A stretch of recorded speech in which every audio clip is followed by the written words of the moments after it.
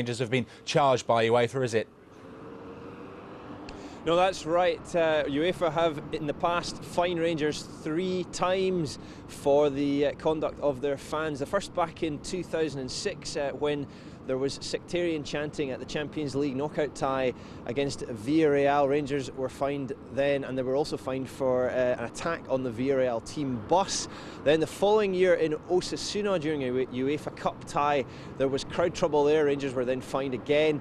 And in 2009 at the Champions League tie against Unirea Urziceni out in Romania, there was more crowd trouble. Rangers alleged that their fans had been mistreated by the authorities out there, but Rangers were fined £18,000 by UEFA for the crowd trouble which took place in Romania during that tie. And this is obviously on top of the problems which, the well-documented problems which took place outside the stadium at the UEFA Cup final in 2008 in Manchester. Of course, there were arrests there. So this is a real body blow for Rangers Football Club. Martin Bain, the chief executive, has been quoted as saying this morning he is utterly dismayed with this news, but of course the Rangers will fight this action vigorously. He has also said, Martin Bain, that he feels there is a disproportionate focus on Rangers with regards to sectarian singing. So Martin Bain, clearly a very unhappy man, the Rangers chief executive, and it's not a good time really for the club to be facing this, given that there is a takeover currently underway here at Ibrox.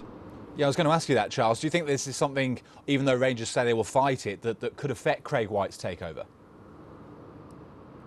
Well, my understanding, Julian, this morning is that it would not affect adversely the proposed takeover by Craig White. Another day is here and the Craig White takeover appears to be edging ever closer. My understanding this morning is that there is still work to be done on it. There are still negotiations underway as we speak at the moment. There are still loose ends to be tied up.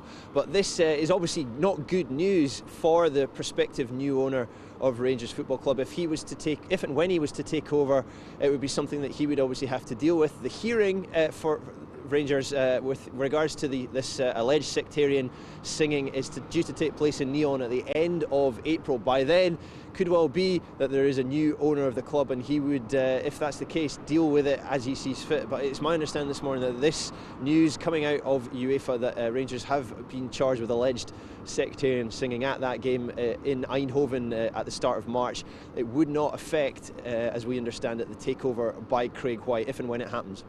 OK, many thanks, Charles. Right, let's get more on the breaking news that we brought you